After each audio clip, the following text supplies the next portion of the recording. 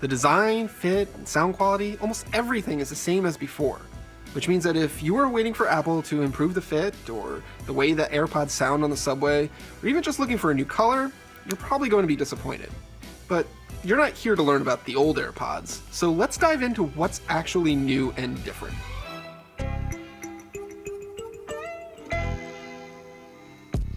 The new features can be simplified into 4 bullet points: wireless charging, faster switching between your devices, better battery life for talk time, and the ability to call up Siri without having to tap on the side.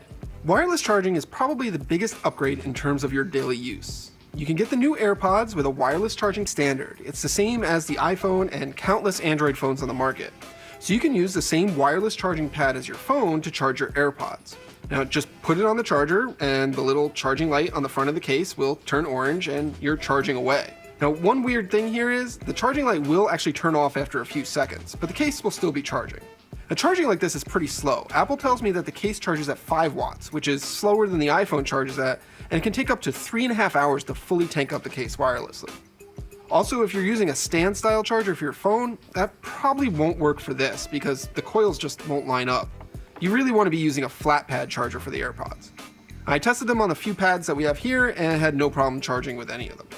If you're the kind of person that puts your AirPods case inside of another case, wireless charging should still work, but you probably won't be able to see that little indicator light. Finally, if you have a Galaxy S10, you can use your Android phone to wirelessly charge your AirPods, which is never not hilarious.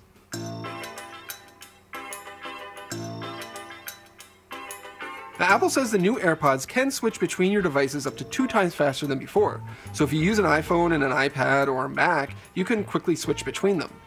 Now maybe it's technically faster, but it never feels faster to me because switching devices still requires going into the settings menu on the device you want to switch to, and then selecting the AirPods, and then still waiting a few beats for them to actually make a connection. I have to say it, I love how easy Apple makes it to pair AirPods to your iCloud account and have them set up on every device that you use. But I also just wish they could be connected to more than one device at a time, like a lot of other Bluetooth headphones, like the Bose QC35s or the noise-canceling Sennheisers I have. But pro tip for Mac users, the Tooth Fairy app makes this a one-click process and is totally worth the $3 for it. The reason that the AirPods can connect faster now is thanks to Apple's new H1 chip inside them, which also provides up to 3 hours of talk time on a charge, so you can use them for the entirety of that never-ending conference call. The battery life for music or just audio listening is still 5 hours between charges, but that's still at the top of the range for what you get with wireless earbuds, and frankly, I'm pretty happy with it. Now, Apple claims that the new chip improves voice quality on calls too, which is nice because I think that the AirPods are already the best headset for taking calls on, and this should make them even better. But if I'm being honest, I haven't really noticed much of a difference in my testing.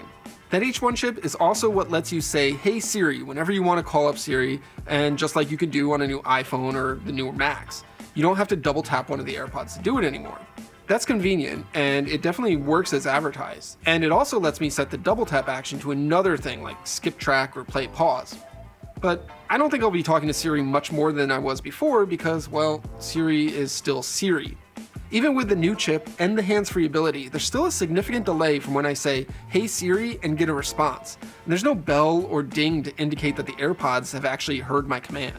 And Siri is still the only way to adjust volume on the AirPods themselves, which is frankly kind of annoying.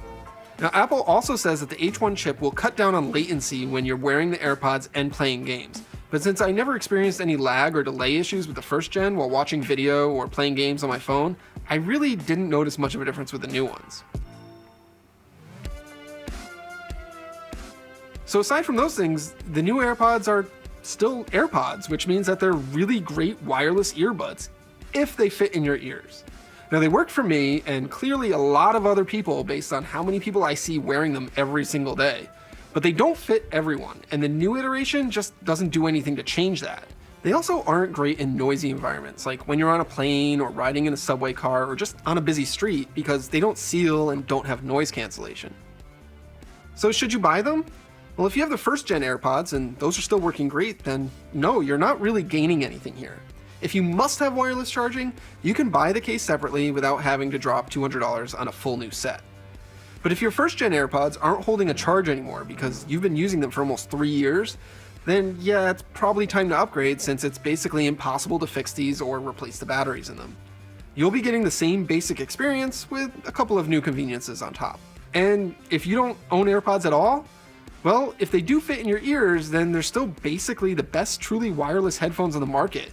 Great battery life, solid connectivity, great ease of use, and pretty good sound quality, if you're not in a loud environment. They even work great for Android users, just like the first generation did. The new wireless charging does come at an increased price, but for most people, the AirPods are still hard to beat. Hey, thanks for watching. If you want to know more about other wireless headphones, be sure to check out my colleague Becca's video on the Galaxy Buds, which went up yesterday. She's got a really great rundown on how they work and how they compare to the AirPods. And for everything else, be sure to like and subscribe at youtube.com/theverge.